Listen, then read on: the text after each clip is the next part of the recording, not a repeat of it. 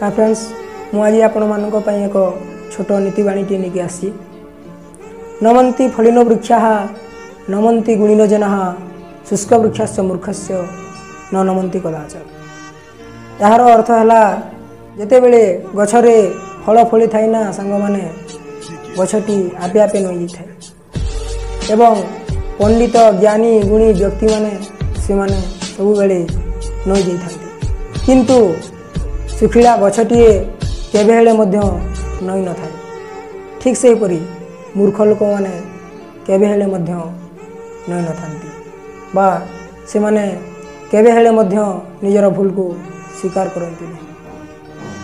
आ गोटे कथा है सांग माने नई जीवा होची नम्रतार परिचय, नम्रतार परिचय दे थाए, किंतु भूल न थाई अनावश्यक नई जीवा निजर आत्मसम्मान हानि होता है।